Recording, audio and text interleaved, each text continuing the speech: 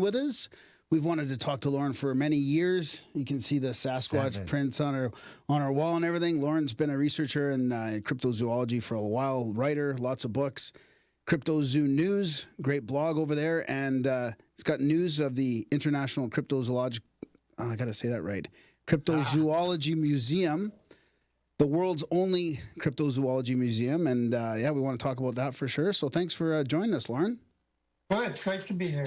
Yeah, I don't know, where do you want to start? There's so much, but I think we should address Dvorak's. Yes, let's do that. Yeah, yes. Claim that. Yes. How do you pronounce cryptozoology? Because the way I say it like that, apparently that's wrong. We've been told that's wrong, and it should be cryptozoology because there's cryptozoology. Otherwise Cryptozoology. there'd be three O's. Yeah, some people say cryptozoology, like there's a zoo in it. Yeah, that's what I do. Yeah, but it's more cryptozoology. That's right. Okay. Like the subject. Okay. How about the name of the fish that's our logo? That's I can't. I was going to ask you about that. I listened. I read your blog on it. And I Coelacanth or something. No, you don't. Coelacanth. And what is that? Is that like a dinosaur fish that they found in the 20th century? Well, they talk about it as the dino fish because it became extinct in 65 million years ago.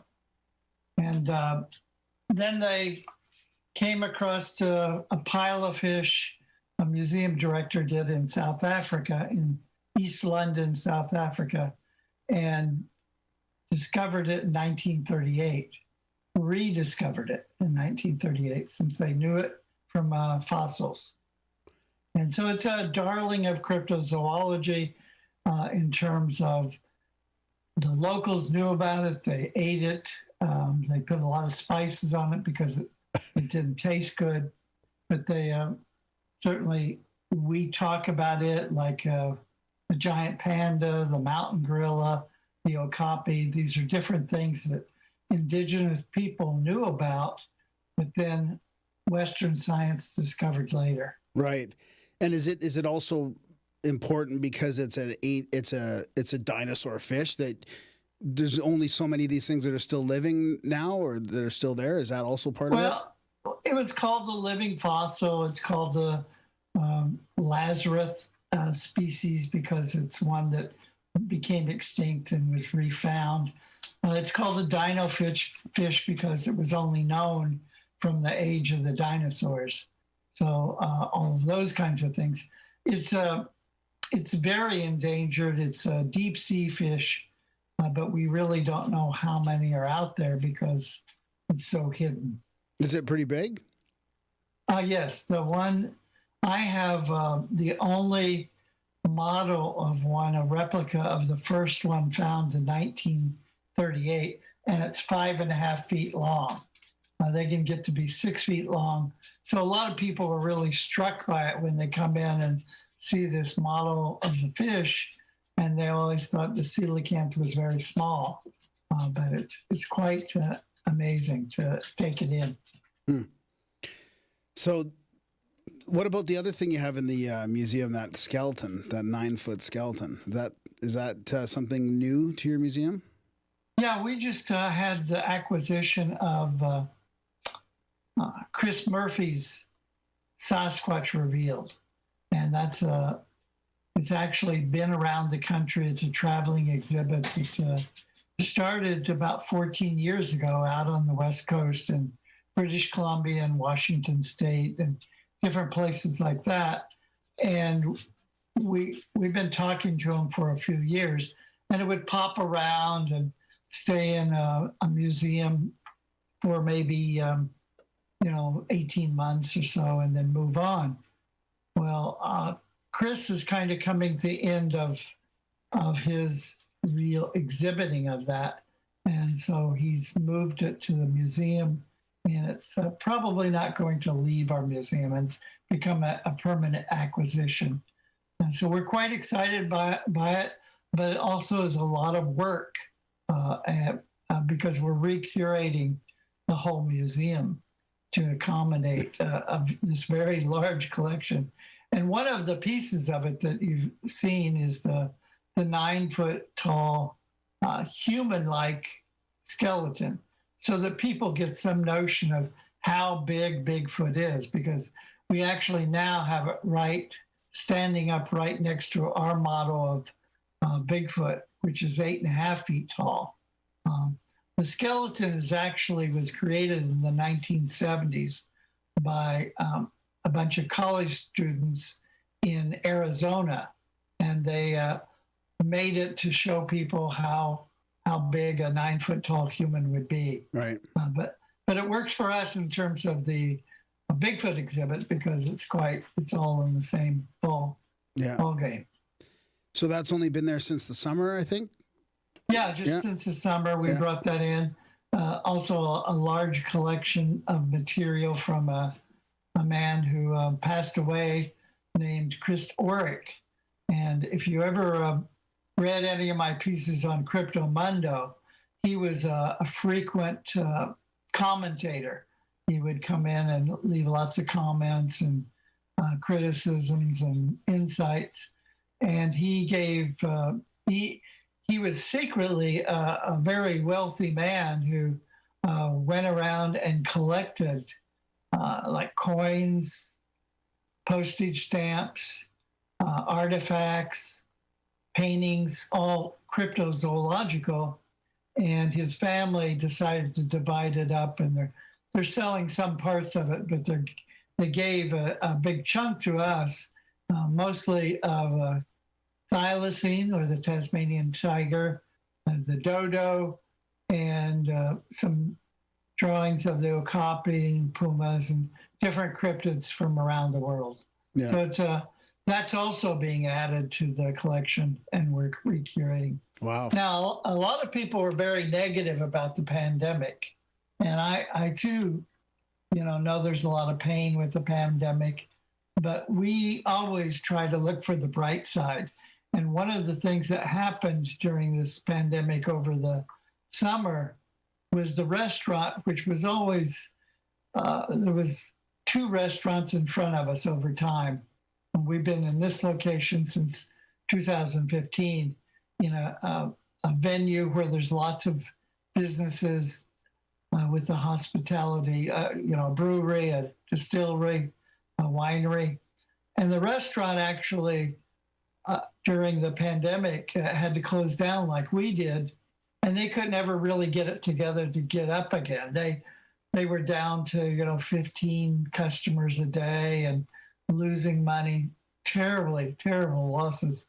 So what they did is they closed and they went belly up, and we took over the space.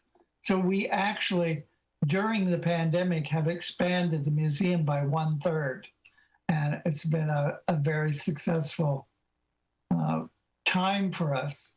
Also, we had to face a lot of realities. We've been in existence for 17 years, and we work on a month-to-month kind of existence based upon admissions, a few, maybe 1 or 2 donations a month, $10, $25, and then our gift store, bookstore, for souvenirs.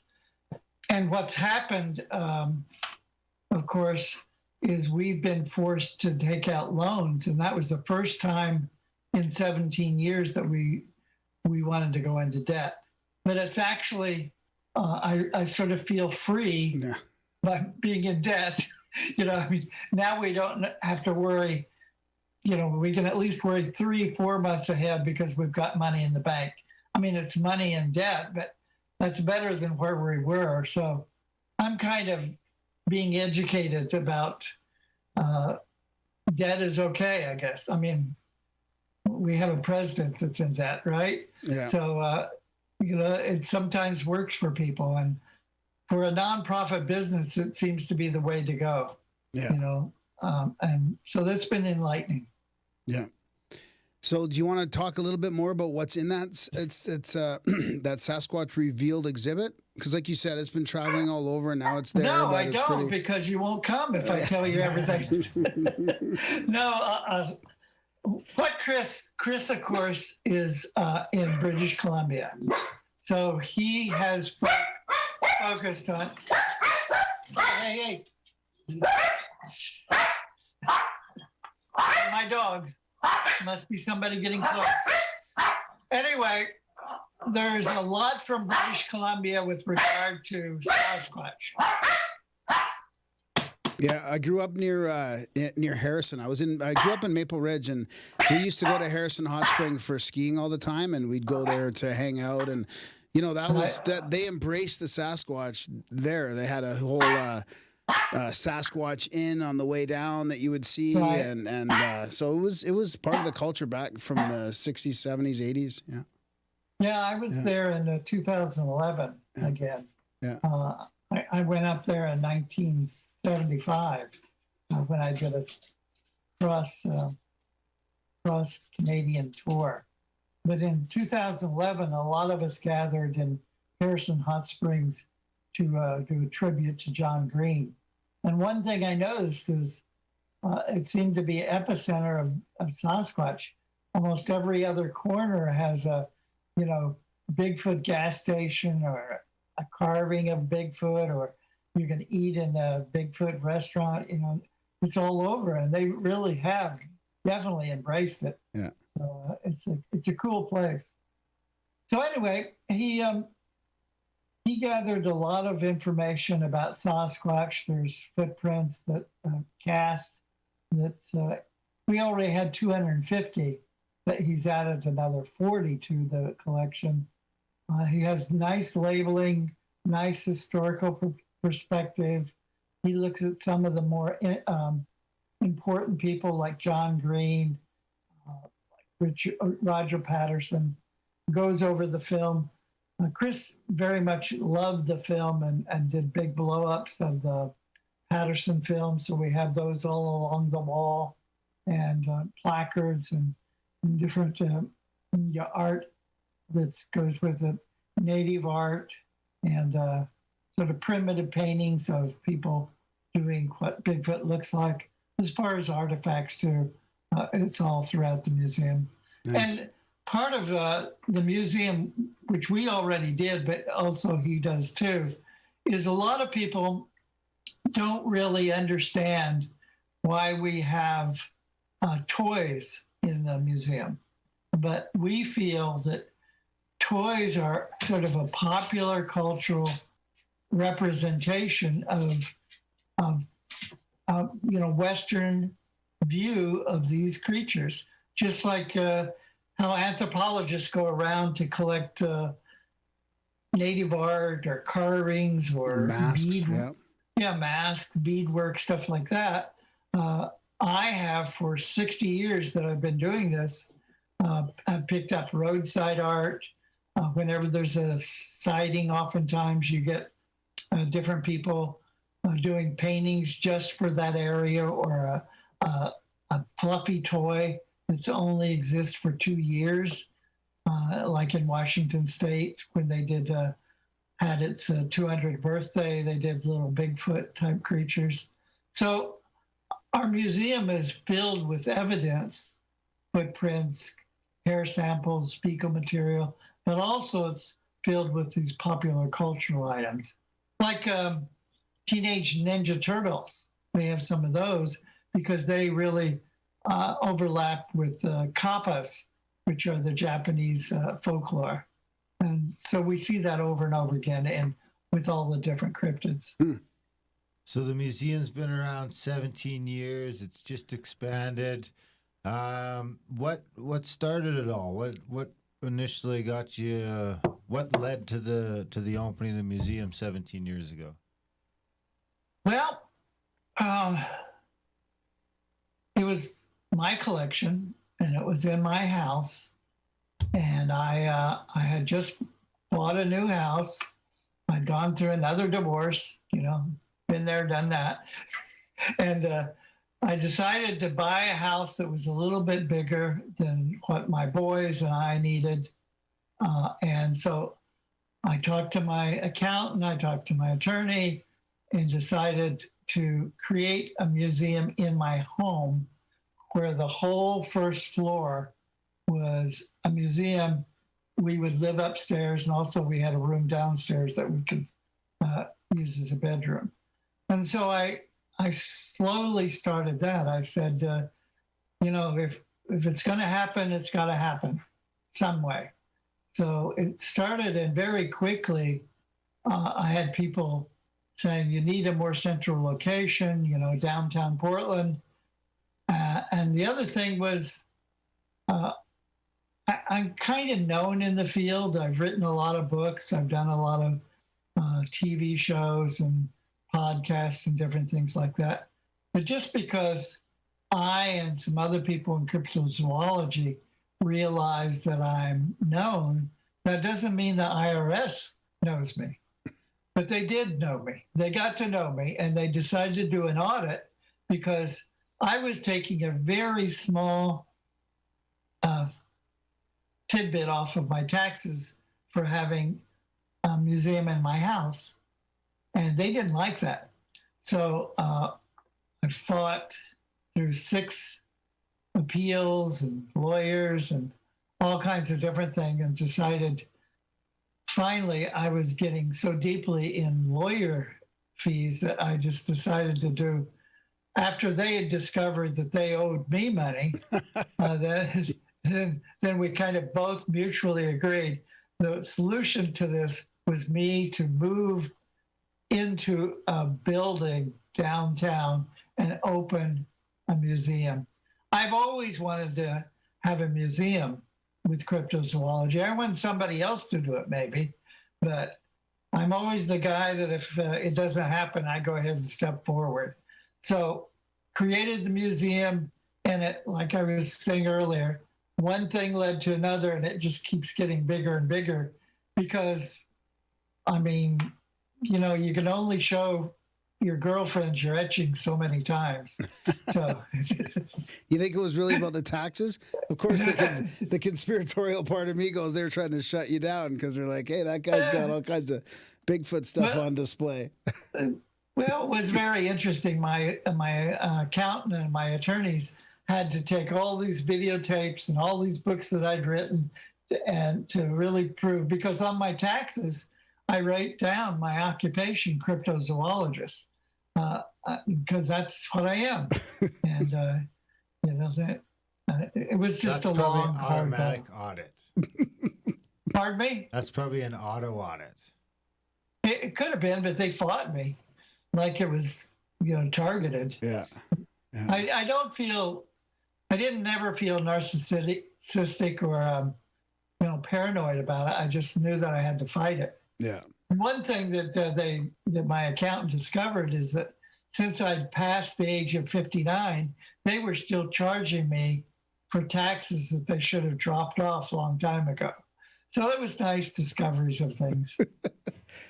So have you had any problem with the IRS since in the museum regard? No. I always hire accountants that are ex-IRS agents. There you It go. seems to work well. So I wanted to get into the definition of cryptozoology.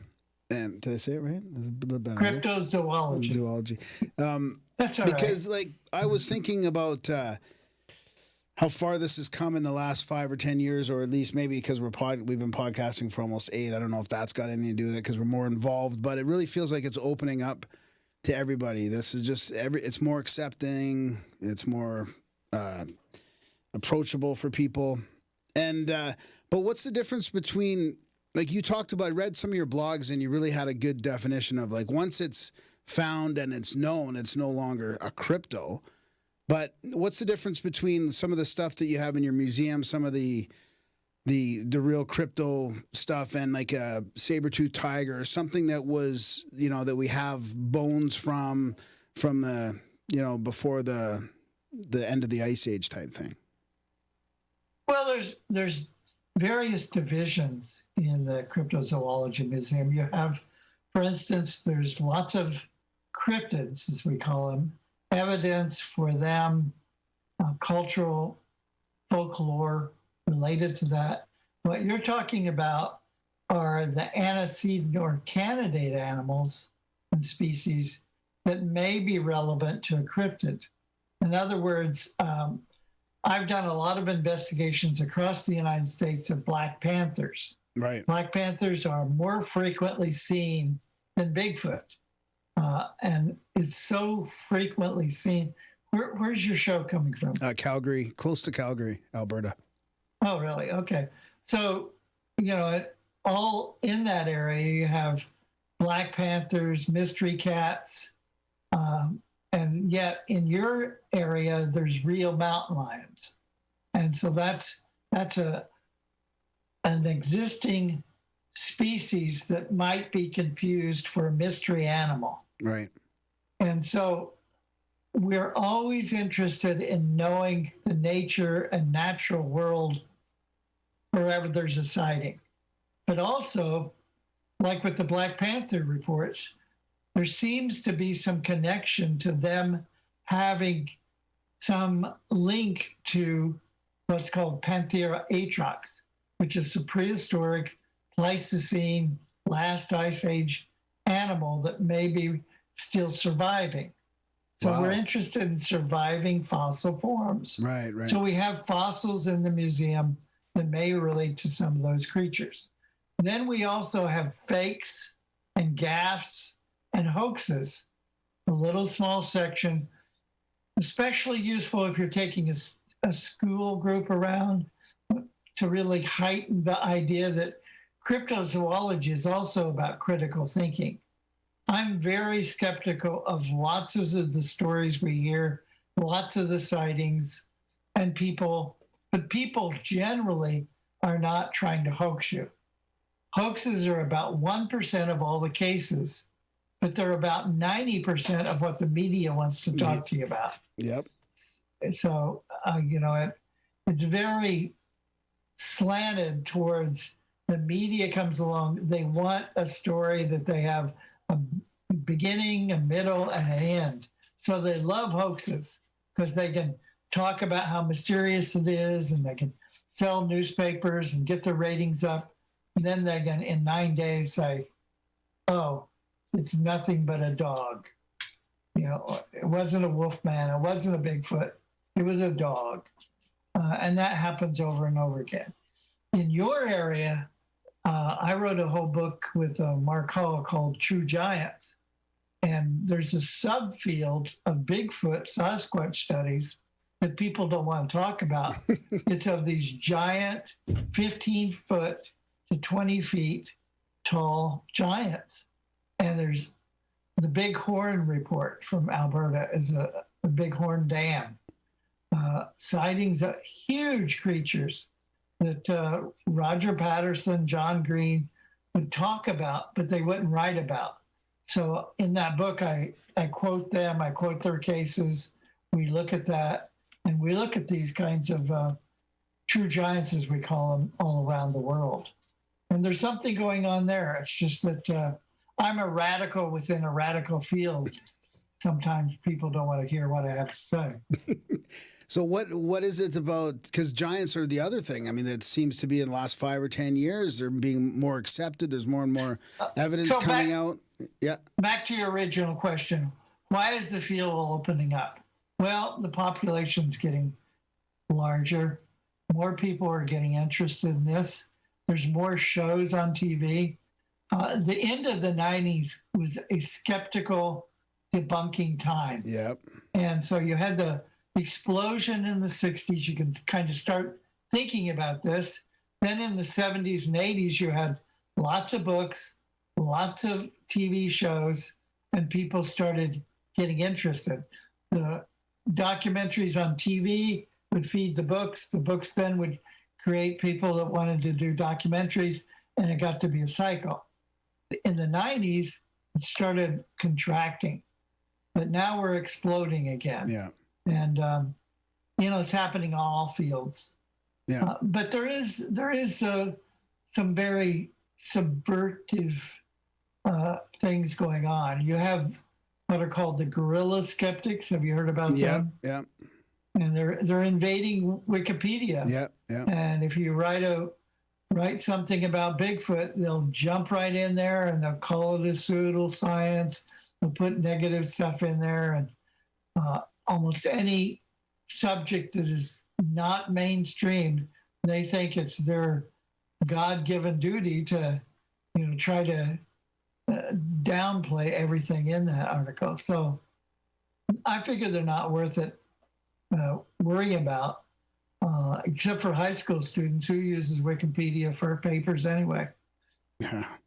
I feel like it's only a matter of time because more and more people have had genuine experiences, and more people know somebody that they love that have had a paranormal or a cryptid or a UFO type experience, and that you can only hold that back for so long before people start just accepting that there's another reality there for people. Yeah, I mean, even if you don't become a true believer in the other reality, you should at least always keep an open mind. Yeah. That we don't have all the answers. And if we really, if you get into the mindset that you're going to tell everybody all of the answers, then kind of your life is over. It doesn't have much room for any movement into new possibilities. How did you get into becoming a cryptozoologist? I mean, that's not something your high school guidance counselor was recommending, or and there wasn't. It must have been a weird foray to sort of get into at the time. Yeah, well, I mean, you got to realize I was born in 1947. So when I was growing up in the 1950s, it was pretty, Eisenhower and Nixon was the vice president. It was a very shut down time. It was pretty repressed. And I grew up in a Midwestern city with a firefighter father and a housewife mother, in which I was supposed to grow up and work in a factory. That's what everybody in blue collar Decatur did. Well, I was 12 years old. I loved science fiction films. I didn't necessarily like to read science fiction because everything I read was nonfiction, natural history books. So along comes this movie one Friday night. Actually, it was March 20th, 1960, and it was Half Human, a Japanese film by Ishiro Honda. And I don't know if you know that name, but or even have heard of the movie Half Human. It was his second science fiction film he ever made.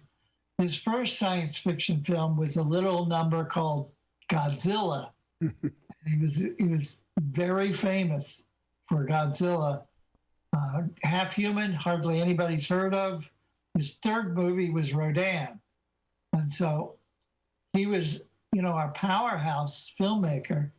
And Half Human was about these hairy creatures, which I would find out later were like Yetis. And they were being hunted down by the Japanese.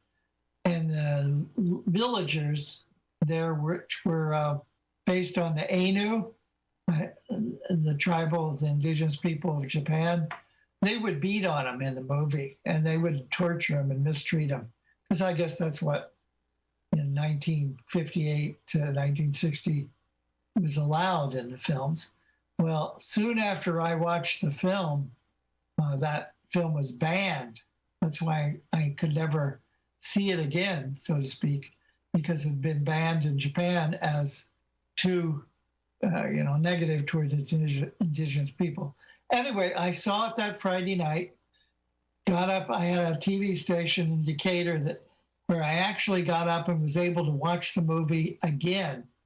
And not to say I was brainwashed, but I certainly was fascinated by this creature that I'd never read about in any of the nature books that I was reading. And it wasn't just one abominable snowman. It was a family of them with a little kid, and the Japanese hunters shoot the kid and try to bring it back to a carnival and all of that. So I went to my teachers on Monday and I said, what is this about these abominable snowmen? And they gave me 3 answers. Leave me alone, get back to your studies, they don't exist. So that made me into a cryptozoologist because I was so fascinated to find out what was going on here. there weren't that many books written on them because cryptozoology was not even in the English language then. The word that was used was romantic zoology. So I found 2 or 3 books about romantic zoology and read everything I could about Yetis, about Loch Ness Monster, about things like that. And a year after I got interested, and also 1960 was the year that Sir Edmund Hillary went to the Himalayas trying to find the Yeti. He actually was trying to debunk Yeti, and he was on a spy mission against the Chinese. But I was only able to learn that when I grew up and did research on a book. But what was fascinating to me was a year after I got interested, Ivan T. Sanderson wrote his book called Abominable Snowman, Legend Come to Life.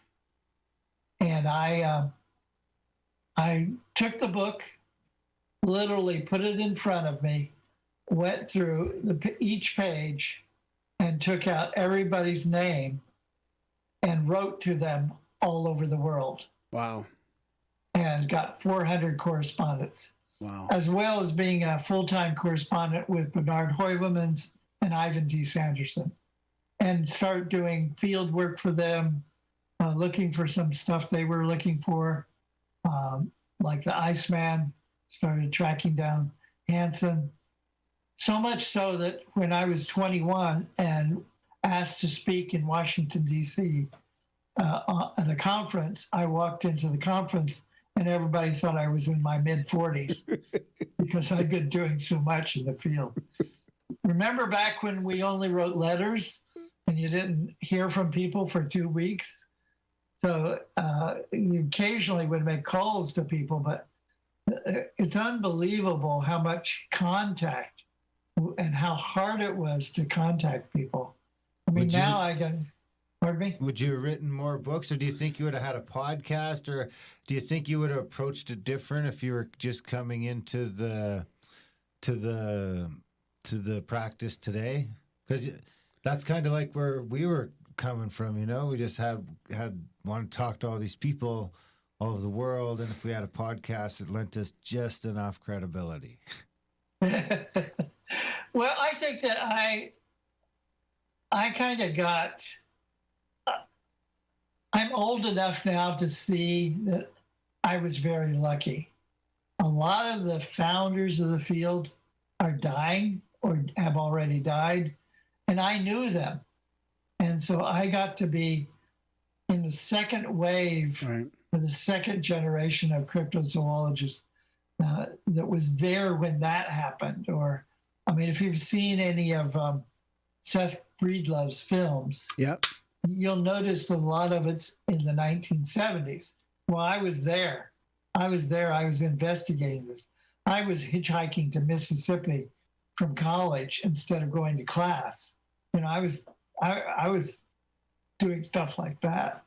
And that was important. So then I wrote my books based upon my real field work, actually being there, talking to people about Mothman, talking to people about Momo, being in California.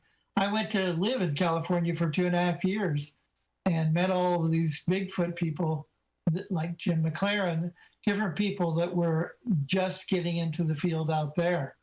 And so I feel very blessed by my experiences and who I met. So you're a legit, like, full-time, all your life cryptozoologist. Oh, yes.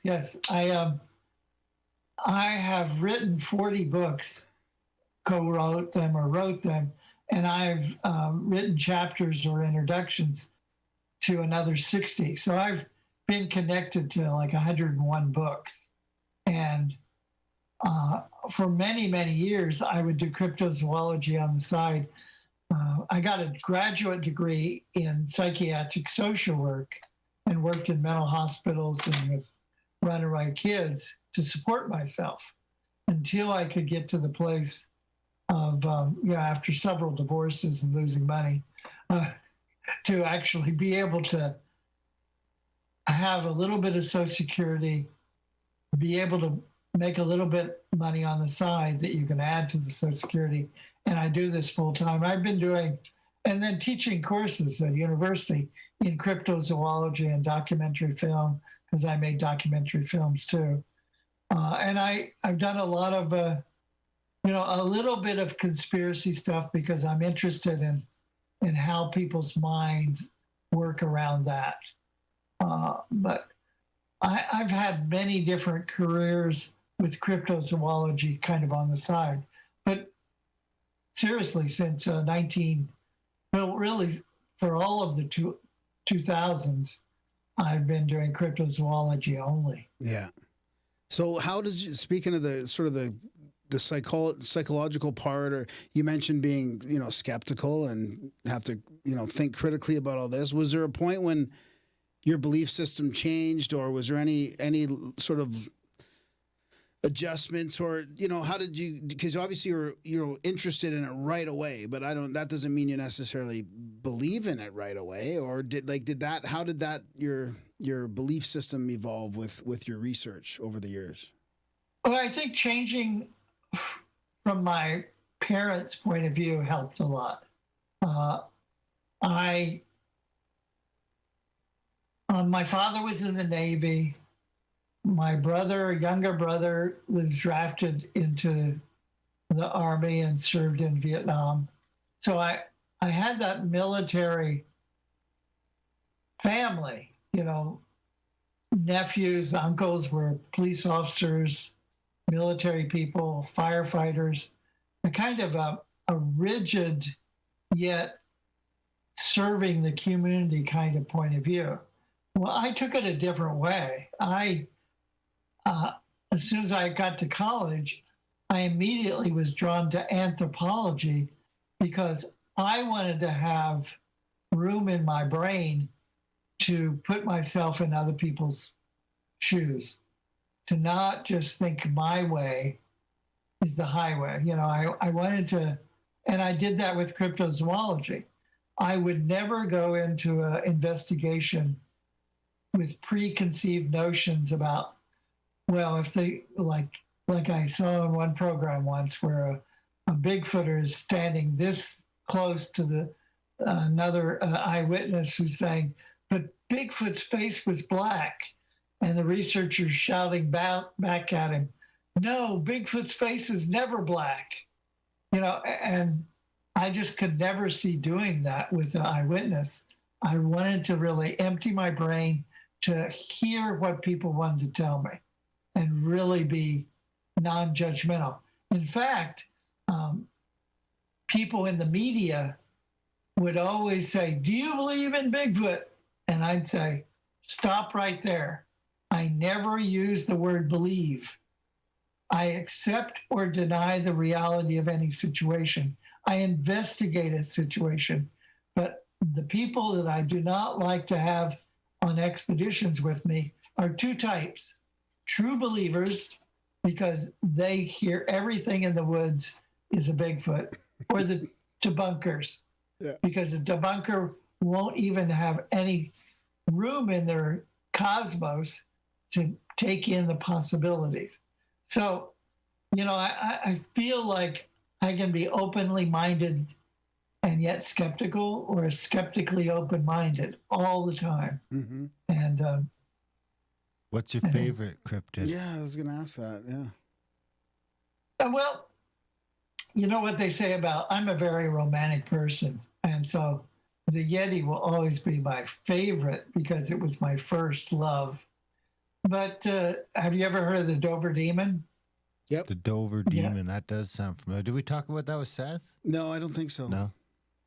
That was a creature that was seen. It was bright orange, seen climbing along a wall in Dover, Massachusetts in April of 1977.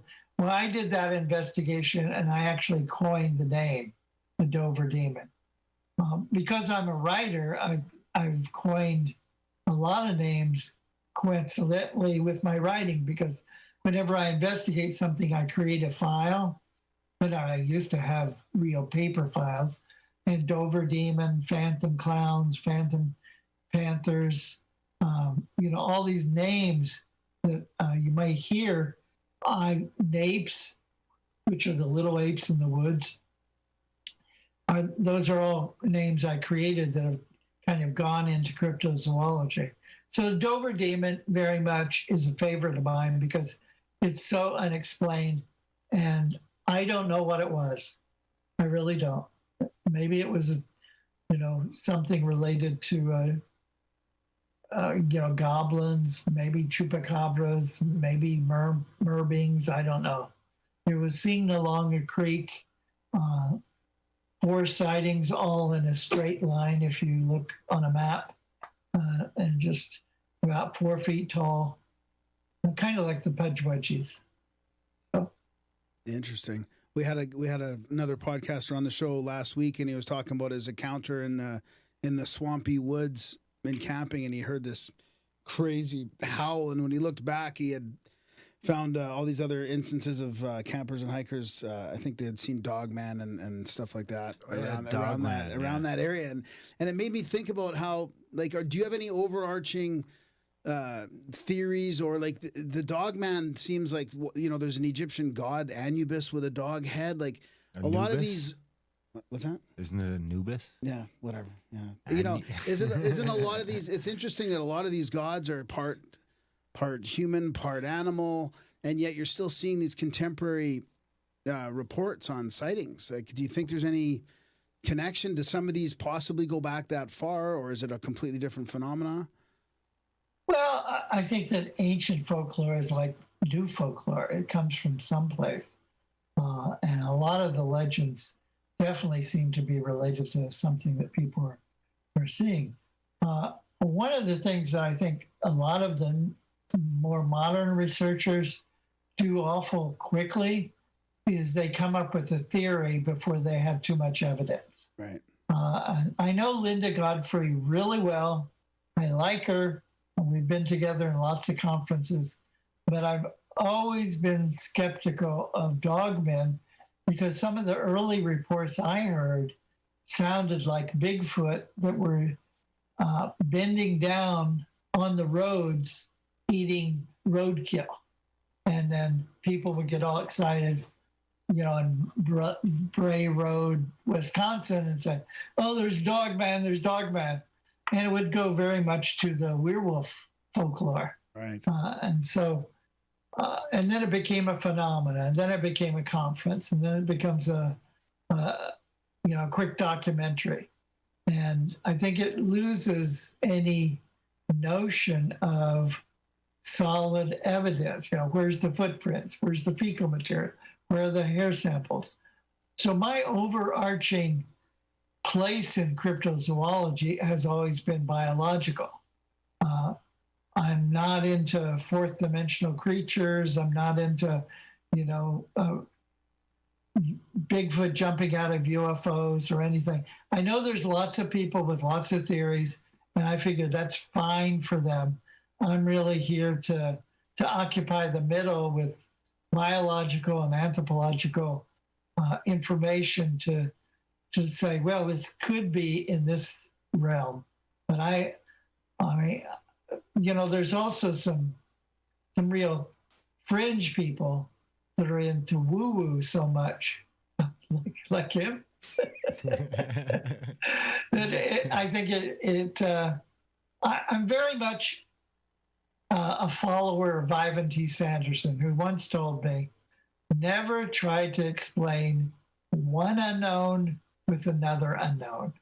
And that's kind of been my saving grace in terms of whenever I kind of find myself going too far out on the edge.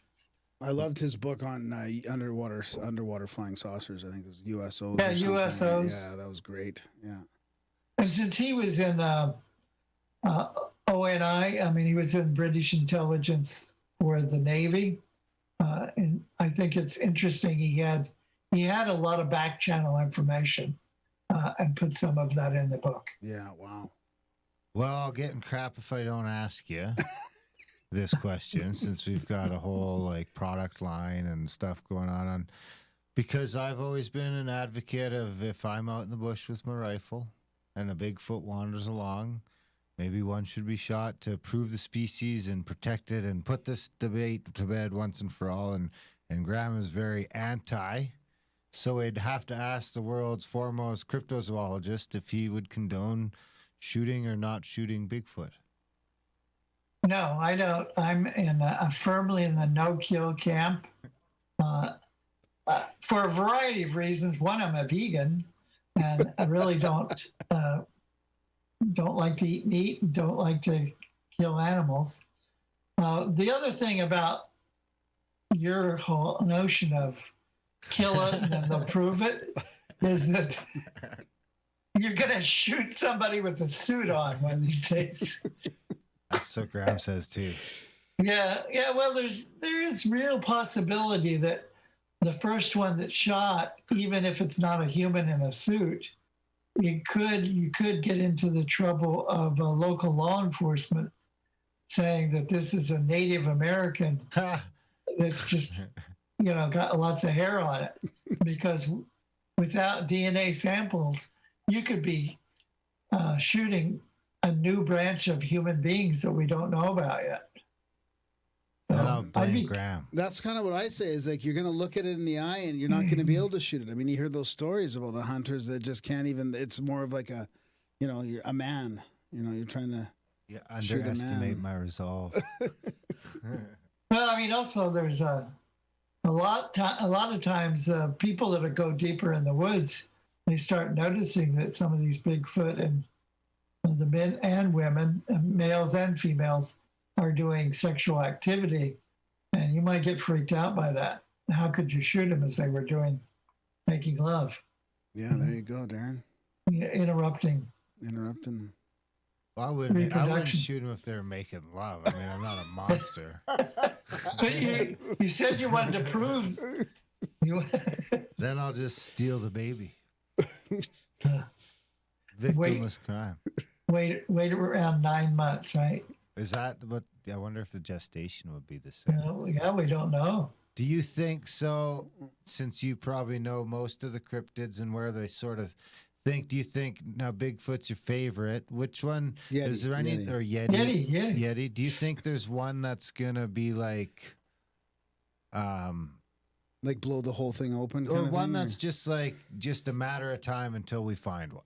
Like one that's just really pushing the envelope, other than obviously the fish, which would be a good example of that. I wrote a book called The Field Guide to Bigfoot and Other Mystery Primates. And in that book, I put a list of best bets, ones that will probably be discovered. The Bigfoot's far down on the list because you don't have in Canada or United States much financial support for the kind of expeditions that we used to have 100 years ago, where people would go out for 6 months, they would talk to the local people, and they would really live in the woods until they could find these animals. You have six-pack Joes going out for weekends thinking they're going to discover Bigfoot in 3 days. And they're lucky if it's a 4-day holiday, right? So anyway, I wish them all luck, but I think the one that's going to be discovered first is the Orang Pendek, which is in Sumatra. And it's a little 4-foot tall creature. There's been scientists that have seen those good footprints. And I think those will be the ones as far as the humanoids. As far as other kind of cryptids, the ones that are in the ocean, we're probably going to see a flourish of activity. We already know there's dolphins out there that are unknown that are going to be discovered in the next 25 years. The way that new dolphins, beaked dolphins are found are beachings on shorelines because they hardly ever find new ones in the ocean.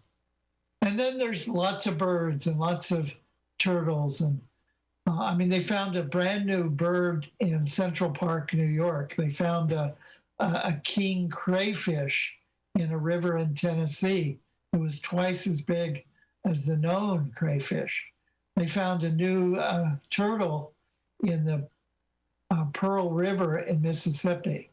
So they're finding new animals all the time. And I think when everybody asks me about what's going to be found, they're always usually talking about the celebrity cryptids. Yeah.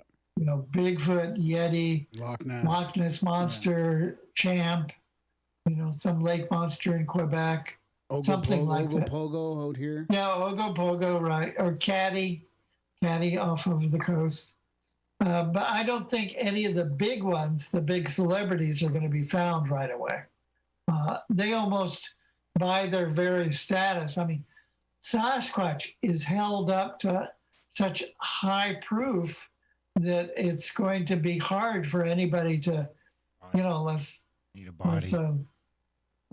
What, Darren? Need a body.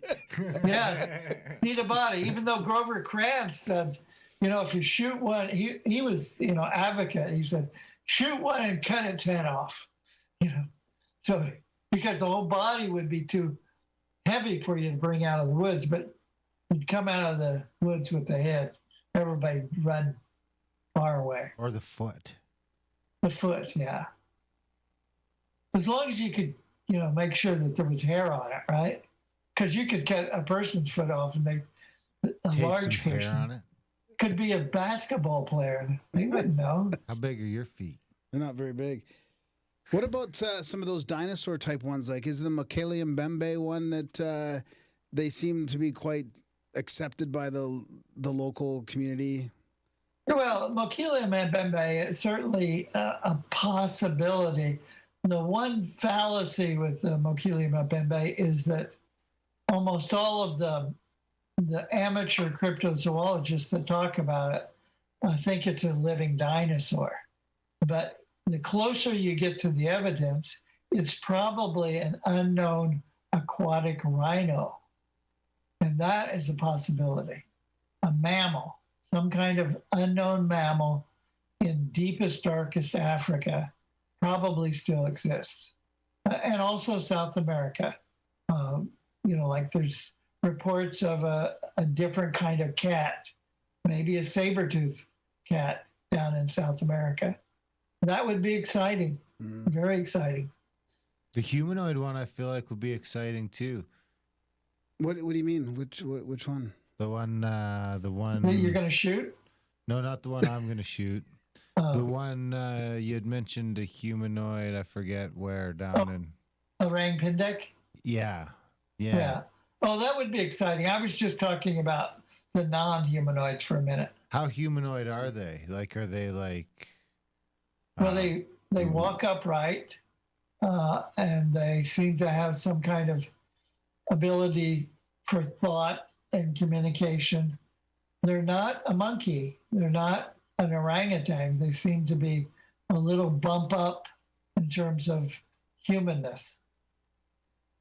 Yeah, I guess that's what I was meaning more than humanoid is humanness. Yes. Yeah. Well, you know the hobbits that were discovered, the Homo forensis? Yeah. That seems to be related to the Orang Pindek. And I think that for many of us was like a verification that there are we people that actually did exist. Did leprechauns exist? Maybe. You know, people like to make fun of them, but they could have been a real part of our past history. And that there's been these reports of little people on like Sri Lanka, on the Philippines, in Indonesia, Sumatra. So that's quite exciting. It got confirmed a few years ago that there were really fossil little people out there, and we can't make fun of all those people that said they saw them 100 years ago. Yeah. What about the theories about military experiments kind of gone wrong, or like hybrid type things? I mean, is that all a part of? Is that a fairly big part of the whole crypto thing as well? It's very small. Yeah, very small. It's I did a whole article about 12 years ago on hybrids, There are hybrids, different bear hybrids, different crossing of different big cats, but they're mostly identified. They're in zoos.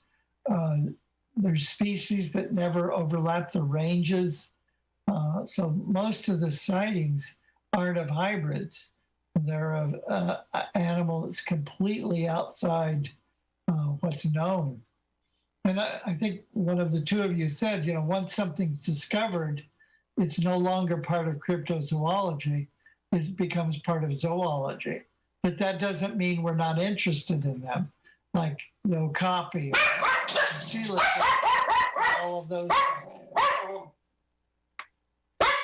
What did you mean by the overlapping?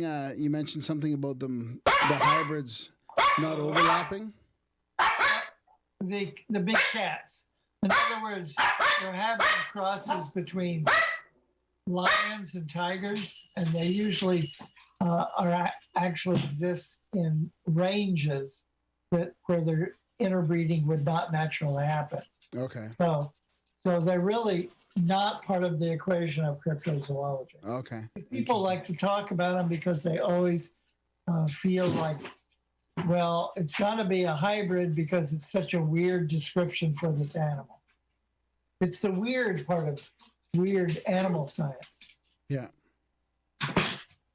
Well, Loren, before we wrap it up, where's the best place for our listeners to track you down on social media, or your website, or your YouTube, and all that stuff if they want to get more cryptids and more Loren Coleman? And the museum too, for sure. Well, if they're actually not boycotting Google, Google still works for me. Loren Coleman is pretty easy to find on the internet. I'm all over it. And my wife is coming home and redecorating the front room. So Nice. Don't be distracted by it. You can go to the museum website, which is cryptozoologymuseum.com, and look at those pages to find where we're at in Portland, Maine. And then on one of the pages, it has the email for how to contact the museum. And through the museum, you can contact me. But I am on Twitter at CryptoLoren, and I'm on Facebook and a variety of other places like that. So I'm pretty easy to find on social media. And the crypto news as well? Crypto News, Yeah. cryptonews.com is a blog that I do quite frequently. Yeah, there's some good stuff in there for sure for people. Yeah, thank you. Thank you. And what about the future plans? It just focusing on the museum and the stuff you're working on right now? Well, I mentioned Mark Hall a few times. He died a couple of years ago, but he left us all of his files and everything. And I'm actually, the museum is publishing his Mer Beings book. Oh. So I'm doing a new introduction and doing some appendices that will add some new information to it. And that's going to be a fun thing to do. And then I've got 5 or 6 other book contracts I'm trying to get done. But, Halloween is a period of lots of interviews, so I get very tired. So, But it was exciting being with you guys and talking about some of this. Yeah, thanks. It's been a long time coming. We appreciate you coming on the show. Hopefully one day they'll let us travel again, and we can make our way out to Maine and do a show on location in the museum. That would be good. Yeah, I'd love to see that museum. And then we the can get last some time lobsters. last time I was in Alberta, I gave a talk at the Royal Alberta Museum. Oh yeah, if you end up in Alberta again, definitely let us know, and we'll take you out of the town. Yeah. Oh, great. Yeah, you have nice wood bison there. Very rare animal. Yeah, and we can take you out. We'll take you out for some nice Alberta. Oh, you're a vegan. Never mind. I like to see the animals live. So don't put it on a plate in front of me, please. Jeez. All right. Okay, Loren. Thanks. see you. All right. Thanks, Take care. Have some good holidays. Okay, you too. Bye-bye. Let us all survive the winter. Yeah. Bye-bye. Yeah. Bye-bye. See ya. Take care. And that was our chat with the one and only Loren Coleman. World's foremost cryptozoologist. What'd you think, buddy? Yeah, it was good. It was fun. It's Yeah, been it's one of those ones that's kind of hard to believe we haven't had him on the show in I 7.5 years. I know. And I was actually looking through the old Twitter DMs, and it was actually because we actually had Loren booked before, and something came up, and he had to cancel, and we just never circled back around. Yeah, well, it's one of those. I got the date here. It was August 14th, 2013. Wow. He said, Darren who? And I said, Darren Grimes. And he said, Darren Grimes hates sarin crimes. 2013. Wow. So that's what, 7 years later? Crazy. Yeah, it's hard That's to believe crazy, it took yeah. that long to come back around to it. I just doing the research for that. It just makes me realize that going through his blogs and all he referenced a whole bunch of old books with all the different, like the Dover Demon and all When these he different said monsters. And Cryptomundo, there's so many of those monsters and the different cryptos.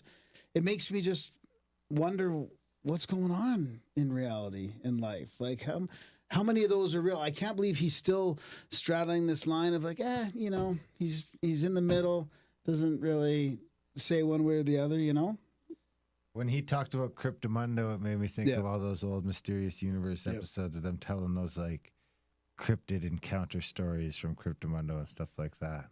Man, I could use a fix of that one day. I should download some MU. I Yeah. actually seen I seen some Ben Grundy content somewhere today, maybe on Twitter. Who you thumbing up? No, just Aaron's putting the support link in there. Good Thanks, old buddy. Aaron. Thanks Remember for the time he showing up, accidentally you guys. donated like $400? Keyboard stuck. That was an experience.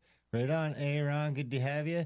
And No, I think somebody's commenting on my what is really going on. Like I feel like the world is full of monsters, and vampires might be real. Dragons. I mean, Dungeons and Dragons come to life. Like when I was a kid, I used to play D&D thinking it was all just a game. It was all fake. Now you realize hobbits are real, giants are real, dragons, magic. I mean, it's all there. it's all there. Wow. You've come so far. If you got a little value from this podcast and you'd like to let us know what the podcast worth to you, if it adds some value to your life, got you through a commute, whatever it got you through, what's that worth to you? Is it worth a cup of coffee, a magazine, cable subscription, movie? You let us know. Grimerica.ca/support. If you can, when you can do a monthly. That'd be fabulous. It's really the only support we got. We don't do Zombies? sponsor. Forgot about zombies. There Yeah. was zombies. They're all over the place. They're all. Oh, Sorry to interrupt your that's spiel. no, I don't mind. I don't mind. Support the show, please, before the zombies get us. Yeah, angels, demons, aliens. I mean, yeah. Yeah. Could it be that all these things have just been proven, or have your standards of proof just dropped? No, dude. Hey, enough has happened to me personally. That you're just all in on everything? No, but I mean, I'm You open. just I'm rifled open. off just about I'm everything. open. I'm What about open. werewolves? Werewolves too. I mean,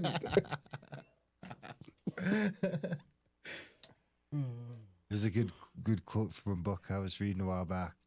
That was the problem with an open mind that's too open is it's like an open sore, prone to infection and festering. Huh. Eh? And a closed one is prone to shrinkage. I don't know. They just need to get the extra fluoride in there, and it just contains it nice. Yeah. Anyway, big thanks to Loren for coming on the show. Big thanks to you guys for listening, putting up with us. Big thanks to you guys for supporting. If you do, if you don't, you should. Grimerica.ca/support. We love you. Be kind to each other. Thanks for listening, and we will see you next week. Are we streaming? What show are we on? Yeah, we're on Rogueways in an hour. Rogueways. Is it a swapcast? Or No, it's just we're streaming on her show.